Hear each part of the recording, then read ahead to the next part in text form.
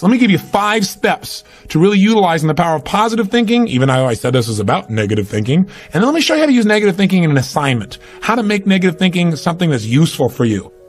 So step number 1, decide to develop the habit right now, the habit of focusing on what's right in your world instead of what's wrong. The habit of focusing on what you do have instead of what you don't have in a situation. And as basic as that is, and as well as you know it, you've got to make it a habit. Because those habits form the chain of your ultimate character, of who you become and how you end up living your life. We've got to condition ourselves, because if we don't, we'll go back to the automatic state that most people live in today's society. The way to develop the habit is to go on a mental diet. I did this several years ago. As positive as I was going through unbelievable pain at the time. I'd had some major disappointments, some frustrations. I felt like I'd given it all. But what turned me around is one day I picked up this book called The 7-Day Mental Diet. It was a little tiny little booklet. And all the booklet really did was, for about 12 of the 14 pages, it challenged me to really see if I could really truly, for 7 days, live my life without one negative thought. And it kept saying throughout the book, now don't just say, yeah, I can do it, and don't just say I'm gonna do it. Think for a while before you commit to this. Don't actually commit unless you're really gonna do it for 7 straight days, no matter what. It doesn't mean you don't have a negative thought. It just means that if you have a negative thought, you don't speak it. You set it aside, you forget about it, or you replace it. If you say something negative, you go erase. What I really mean is this. Or you say, that's not what I mean. Here's what I mean is this. And you immediately focus on something good. It's not that nothing negative ever comes out. It's that you immediately do not allow yourself to hold a negative feeling, a negative thought for 7 straight days, day and night. Even when it gets tough. Even when somebody disappoints you. Even when you get frustrated. Even when you give your all and it still turns up lousy. Listen, if all I did was rant and rave on this tape and you didn't listen to anything else I said, but you took on this 7-day challenge, you can't believe what it'll do to your life. Now, I gotta tell you, when I first read the book, I thought, wait a second, being positive isn't gonna change my life. I gotta deal with the real problems around me, those real challenges that are out there. I don't wanna just be positive. Somebody says, how's it going? I go, I'm doing great. And they go, why? You go, I don't know, but I just feel good. I don't wanna be that way. I wanna be real. I wanna be on top of things. But you know what? I thought, wait a second. I can be positive about solutions. I can still notice that there's some challenges out there without being negative about it. I can look at the challenges and say, okay, here's what's good about this. Here's how we can use this. Here's how we can turn this thing around. And continue to focus on that. So I took on the challenge for 7 days, changed my life. Now, by the way, one of the keys is you have to have 7 straight days of being absolutely positive. Not one negative thought, not one negative expression that you hold on to. Got to let go of it immediately. If you do not do this, if you're 3 days into it and you do well, and then you have a bunch of negativity, you got to start over. And you know what? After you go about 4, 5, 6 days in a row doing really well, something major negative is going to happen. How's that for some positive programming? But what it is a test to see how committed you really are. I'll tell you something. After 7 days, you feel like a different person. People around you respond to you like you're different as well. All you want to do is establish the habit of noticing what you do have instead of what you don't have. Noticing what's great about a situation versus what's not great. Focusing on solution instead of problems. That's what changes your life. Here's key number 2. Instead of judging yourself and others, decide, remember these are decisions, decide right now to become curious instead of judgmental. But remember, when you find fault in other people, when you start noticing constantly how they've wronged you, how this person is not good enough, or they're too egotistical, they're too proud, or they don't really care about people, as soon as you start judging other people, you just got to remember something. If you start judging other people, you're going to also start judging yourself intensely. If you're angry at other people, there's a very good chance you're angry at yourself as well. Maybe you need to perceive more and judge less. Maybe instead of finding fault with other people, without really thinking about what they've gone through to be where they are this day, maybe we can get really curious about what's making this person be in the state they're in, or what's the motivation behind this person's anger. For example, a lot of times we think somebody's being negative or angry or we're frustrated with them, but we never bother to find out what's really going on. I know myself, I was at a party recently and I fell prey to this. There was a woman who came to the party. Everybody behind her back was talking about how unbelievably egotistical this woman is, how negative she was. But you know what? I sat next to her at dinner time and I got a chance to really find out who she was. I got curious about her. And I began to find out about all the pain she'd been through in her life. When I realized was this woman was just barely hanging on to her life. She just needed to know that people cared, but she was so afraid of being rejected that she put out this ego because she didn't want someone to reject her, so she figured she'd reject them first. And I got a chance to really know her, and she was a wonderful person. I'll tell you something else we've got to be careful of that ties in with this, of our being judgmental. Out of our fear of having heroes in our society today, we seem to try and consume them and destroy them as quick as we can. We try to find something that's wrong with our heroes because, boy, we don't want another Jim Jones. We don't want another Jim Baker. Remember, we got to judge less, perceive more. We got to get curious. Instead of living in a society where we're so afraid, We're so afraid to believe in anything or anyone that we believe in nothing at all, and we lose our power of positive thinking. We try to protect ourselves from things we maybe not even need to protect ourselves from.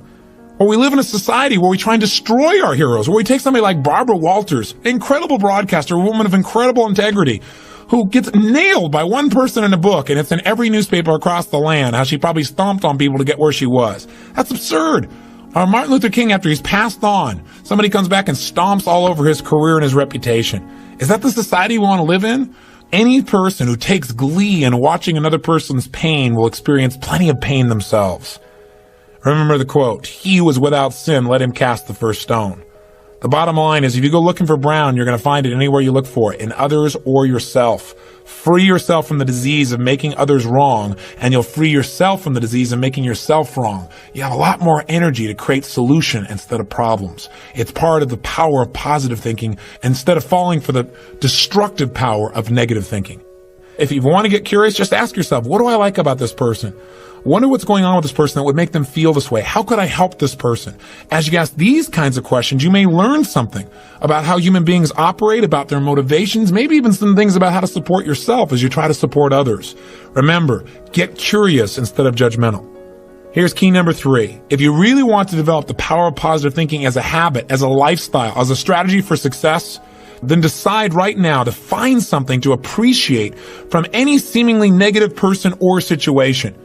And develop the habit of giving compliments. See, if you really want to have some more positive feelings in your life, you got to keep focusing on what's right. You got to get curious. And most importantly, you got to find something to appreciate even in the tough times. Because in reality, as we've talked about so often before, the toughest times in your life sometimes provide you with the real resources to change your life. So what we've got to do is find something to appreciate. Not someday when things work out. We got to appreciate where we are right now. And this is something I talked to my daughter Jolie about today.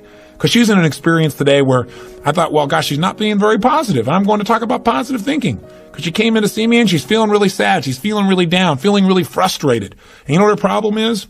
Her problem is she tried out and won the right to be amongst 3 girls who dance in the Electric Light Parade at Disneyland. And that was about 3 or 4 months ago. She's been going there after school every day, driving from San Diego up to Anaheim, burning herself into the ground, getting up and going to school to be a straight A student still, and trying to visit with her family and her boyfriend. And she found herself maxing out. Now think about her problem. Her problem is that she gets to be at Disneyland and fulfill a childhood fantasy.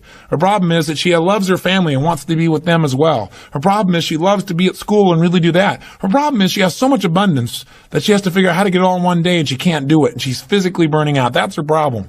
And you know what? She says, gosh, I want to be home. I want to be with you guys and all these things. I don't want to miss out on all this great time we have together. I want to be with you guys. I said, but honey, look what you're doing. She goes, yeah, I don't want to miss out on Disneyland either. I don't want to miss out on my career and what I'm doing and what's going on. What's the problem? The problem is she's finding out what's negative in both situations. She's focusing on what she doesn't have instead of what she does have. Now, I could be negative about that and say, gosh, be more positive. But you know what? In reality, I realized being negative in this situation may not be bad. What do I mean? I don't mean being negative. I mean being intelligent. I mean being critical in your thinking. Seeing what you don't have is sometimes useful too. This is what I promised you in terms of the power of negative thinking. Here's how negative thinking can be useful. I sat down with her and I said, honey, let's look at the advantages and disadvantages of both. Let's not just be positive. Let's look at it. The whole thing is positive. Let's know that no matter what you choose, you've won. You have what most people dream about. But for a moment, let's be a little bit critical. What do you love about Disneyland? What's great about it? What is it giving you? And let's ask the question that maybe we don't ask very times when we're just being purely positive. What isn't it giving you? What are you afraid about? What are you missing by being there? What's great about being at home more? What's great about those things? What's not great about that? Be honest. If you were there, what might happen that's not good? What might you miss out on? And you know what? By getting her to use both positive and negative thinking, or to be more accurate, positive thinking and some critical thinking, looking at what isn't there for the moment, what she is missing out on, and allowing that pain to motivate her, she was able to clarify what's most important in her life and what's the best way to do that. And she came up with a plan that totally empowered her. After a couple hours of conversation and fun, she looks better than she has in about 6 months because she's finally resolved what's most important. And sometimes just being positive and keeping a stiff upper lip isn't enough. Sometimes you got to stop and say, I am positive. I'm going to approach this from a positive way. I'm going to stay in a positive state.